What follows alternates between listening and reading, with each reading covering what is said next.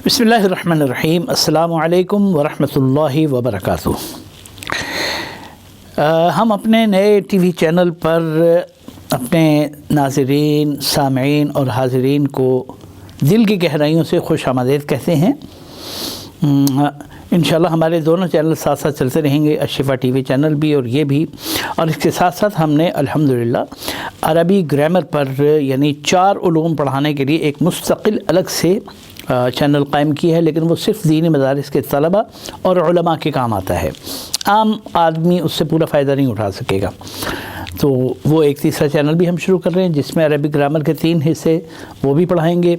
एक को सर्फ़ कहते हैं, एक को नहव कहते हैं, एक को तरकीब कहते हैं, और उसके साथ साथ लेटेस्ट अरबिक लैंग्वेज, ये क्लासिकल अरबी के साथ मिलाकर, यानी क्लासिकल अरबी पर भी उबूर हो और आज की बोल चाल, आज की सहाफ़त की ज़ुबान, आज की बाज़ार की ज़ुबान, आज की टीवी चैनल्स की ज़ुबान, वो भी साथ में इंशाल्लाह सिखाई जाएगी। इस चैनल में हम अशिफा टीवी चैनल ही की तरह सिर्फ़ और सिर्फ रूहानी अमलियात और कुछ दीनी रहनुमाई को हम इसमें बुनियाद बनाएंगे, दीनी रहनुमाई। और वो भी अभी तक हमने सिर्फ जामिया अशरफिया लाहौर के सदर मुफ्ती जनाब मुफ्ती शाहिद उबैद साहब की खिदमत हासिल की हुई हैं। हम सिर्फ उनकी अपना वीडियोस आपके सामने पेश करते हैं। और कोई अच्छे आलिम अगर हमें मुयस्सर होंगे तो इंशाल्लाह ज़रूर करेंगे, लेकिन हम इसमें कोई भर्ती की बातें नहीं डालते। मुस्तनद बात हो, ठोक बात हो, ठोस बात हो और अथेंटिक हो, तो उसके लिए हमने सिर्फ मुफ्ती साहब का यानी जो है ना वो इंतखाब किया हुआ है। तो आज हम आपको अमलियात और रूहानियात के हवाले से एक नई बात बताने चले हैं, और वो क्या है, जिन्नात के हवाले से बाज़ दफ़ा इंसान गलत फ़हमी का शिकार हो जाता है, और वो गलत फ़हमी पॉजिटिव भी होती है और नेगेटिव भी होती है।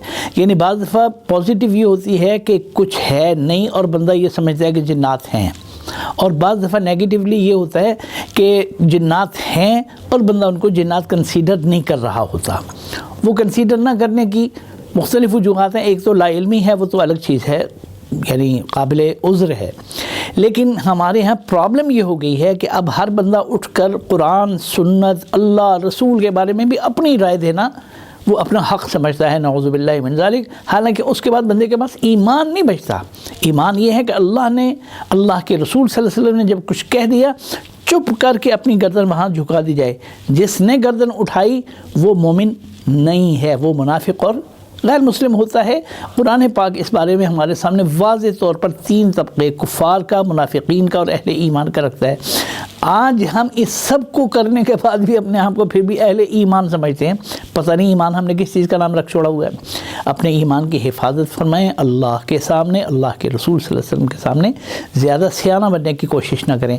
अल्लाह ने पूरी सूरत उतारी है, इंसान के नाम की एक सूरत नहीं है, लेकिन 29वें पारे में पूरी सूरत उतारी है जिसका नाम सूरतुल जिन है। अल्लाह पाक तो जिन को तस्लीम करता है, और हमारा जनाब मतलब ये नहीं 12 जमात पढ़ने के बाद जवान उठता है और कहता है कि मैं तो जिन्नात को मानता ही नहीं हूँ।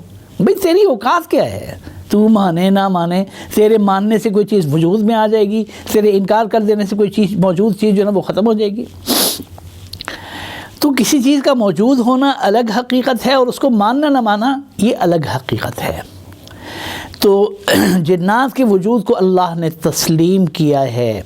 कुरान पाक में पूरी सूरत उतारी है। इस सूरत का आगाज़ होता है कुल उहिया इलैया अन्नहु इस्तमअ नफ़र मिनल जिन से, और 17 आयात मुतवातिर सिर्फ जिन्नात के हवाले से हैं।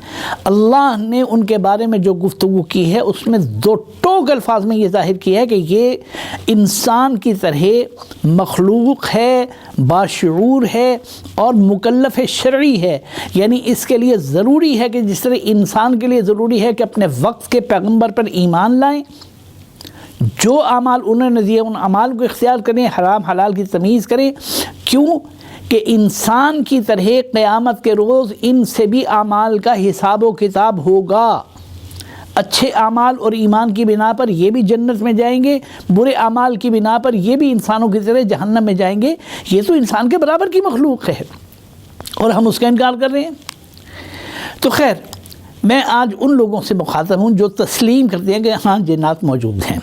اچھا ایک پرابلم اور ہو جاتی ہے، مان لیا کہ جی جن ہیں، جی قرآن کہتے ہیں، لیکن ہم یہ نہیں مانتے کہ جنات کسی بندے کو تنگ کر سکتے ہیں۔ یار جب انسان کسی کو تنگ کر سکتا ہے، بھینس تنگ کر سکتی ہے، کتا تنگ کر سکتا ہے، یعنی ایگزسٹنگ مخلوق جو بھی ہوگی وہ کسی دوسری مخلوق کے ساتھ اچھا رویہ بھی کر سکتی ہے، برا رویہ بھی کر سکتی ہے، تو پھر تمہیں کس یعنی بلا نے آ کے مجبور کیا کہ تم یہ کوئی نہیں، ہم یہ نہیں مان سکتے جی جنات تنگ کریں گے؟ بھائی جنات تو ہیں ہی شیاطین، پھر وہ آگ کے مادے سے پیدا کیے گئے ہیں، ان میں شر کا مادہ تو اللہ پاک نے، اللہ کے رسول صلی اللہ علیہ وسلم کہ کوٹ کوٹ کے بھرا ہوا ہے۔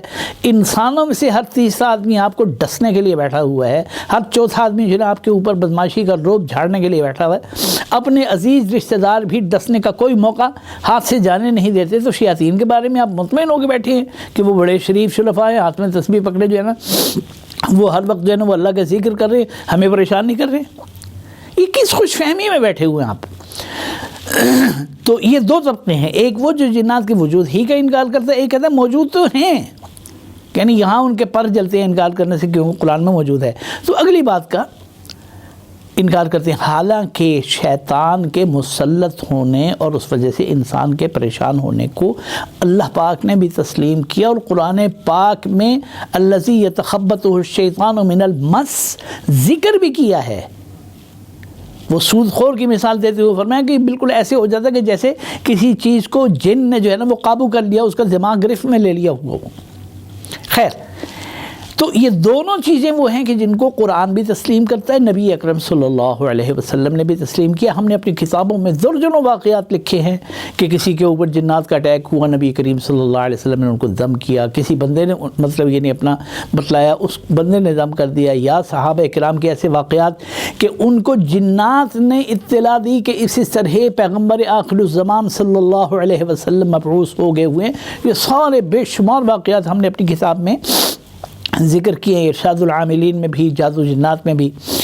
تو ہم ان لوگوں کو مخاطب کر رہے ہیں کہ جو جنات کے وجود کو بھی تسلیم کرتے ہیں اور یہ بھی مانتے ہیں کہ ان میں سے بدمعاش قسم کے جنات جو ہے نا وہ بعض دفعہ انسانوں کو تنگ بھی کرتے ہیں۔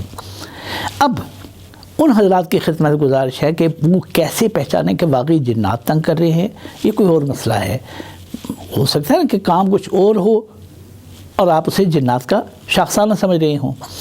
تو اس میں ایک بڑی واضح علامت یہ ہے، پہلی علامت کہ آپ بیٹھے ہیں، کمرے میں بندہ کوئی نہیں ہے، اچانک آپ دیکھتے ہیں کہ ایک خوشبو کا حلہ جو ہے نا وہ آپ کے سامنے سے ایسے گزرا ہے جیسے کوئی آدمی خوشبو لگا کے آپ کے سامنے سے گزر رہا ہو۔ خوشبو تھوڑی تھوڑی آئی، کرتے کرتے بہت زیادہ تیز ہوگی اور پھر آہستہ آہستہ وہ کم ہوتے ہوتے ختم ہوگی۔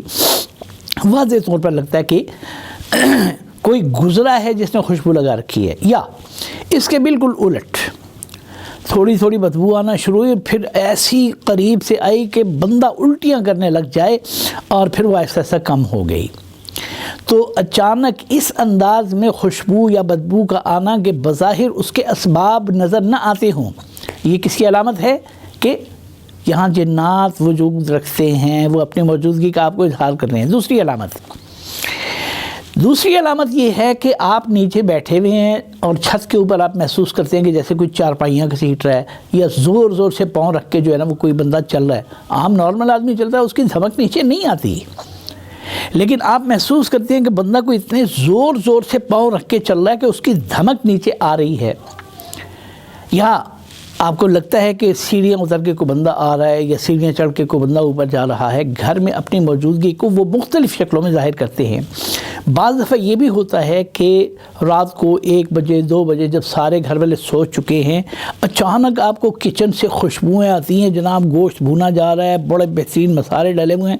آپ حیران ہوتے ہیں کہ یار اس وقت کون سالن پکانے لگ گیا اور اتنا لذیذ، منہ میں پانی آتا ہے، اٹھ کے جاتے ہیں تو کچن خالی پڑا ہوا ہے، چولہے بند ہیں، اوپر دیگچا ویگچا کچھ نہیں، برتن سارے دھلے ہوئے پڑے۔ یا بعض دفعہ یہ ہوتا ہے کہ ہم نے سالن پکایا، اس میں سے 4-6 بوٹیاں غائب کر گئے۔ ایک بار شک پڑا، 2 بار شک پڑا، اخیر گھر والوں نے کیا کیا جی کہ گن کے بوٹیاں ڈالیں جی، آج 20 بوٹیاں ہم ڈالیں گے اور پکنے کے بعد دیکھیں گے سالن میں کتنی ہیں۔ گن کے 1 2 3 4 پوری 20 بوٹیاں ڈالیں۔ 1-2 بندے گواہ بھی بن گئے، دیکھو بھئی ہم نے 20 بوٹیاں ڈال دی، اب اسے پکانے لگے ہیں۔ پکا لیا، پکا کے جب اتارا، دیگچا جب اتار کے اسے مطلب ڈونگے میں اتارنے لگے، اب گنی تو بوٹیاں جناب پیچھے 14 رہ گئی ہیں، 12 رہ گئی۔ ایک کام یہ بھی ہوتا ہے، تو یہاں سے بھی پتہ چلتا ہے کہ کوئی گڑبڑ ہے۔ اور تیسرا یہ ہے کہ جنات جو ہے نا وہ آپ کے سر، آپ کے گردن یعنی پیچھے والا حصہ جسے گدی کہتے ہیں، اور آپ کے کندھوں کو ہمیشہ دباؤ کا شکار کرتے ہیں۔ یہ جادو کی علامات میں بھی پایا جاتا ہے، کیونکہ جادو میں بھی شیاطین مسلط ہوتی ہے، لیکن مین علامت یہ ہوتی ہے کس کی؟ جنات کی۔ تو آپ کے سر پہ بلا وجہ بوجھ پیدا ہوتا ہے، آپ کی گدی پہ بلا وجہ بوجھ پیدا ہوتا ہے، آپ کے کندھوں پہ بلا وجہ بوجھ پیدا ہوتا ہے، اور وہ خود ہی ختم بھی ہو جاتا ہے۔ یعنی اس بوجھ کے نہ آنے کی کوئی وجہ ہے اور نہ ختم ہونے کی کوئی وجہ ہے۔ یعنی کوئی بیماری بھی ایسے سامنے نہیں ہے کہ جس کی وجہ سے یہ ہو رہا ہے، اور کوئی دوائی آپ نے کھائی نہیں کہ جس کی وجہ سے وہ جا رہا ہے۔ تو یہ بھی ظاہر کرتا ہے کہ آپ کے ساتھ جنات کوئی گڑبڑ کر رہی ہیں۔ ایسا اگر کوئی ہو تو پھر آپ اپنے قریب میں یا اپنی جان پہچان میں جو بھی ایک دیندار، متقی، دیانتدار ایسا عالم اور عامل ہو کہ جو یہ کام جانتا ہو، اس سے فوری طور پر رجوع کرے اور اپنا علاج کروائے۔ ہم بھی علاج کرتے ہیں، ہم تو صرف لاہور میں بیٹھے ہیں، ظاہر ہے کہ آپ کہیں اپنے اسٹیشن پہ بیٹھے ہیں تو اپنے قریب میں کسی اچھے عامل سے کر لیں۔ ہمارے شاگرد بھی الحمدللہ پورے پاکستان میں پھیلے ہوئے ہیں، جن کو ہم نے پورے عملیات کرائے ہیں، وہ بھی انشاءاللہ آپ کے ساتھ تعاون کریں گے۔ لیکن کوئی ضروری نہیں ہے کہ مجھ سے یا میرے شاگردوں سے علاج کرایا جائے، کوئی بھی متقی آدمی اور دیانتدار آدمی آپ کو ملتا ہے، آپ اس سے علاج کروا لیں۔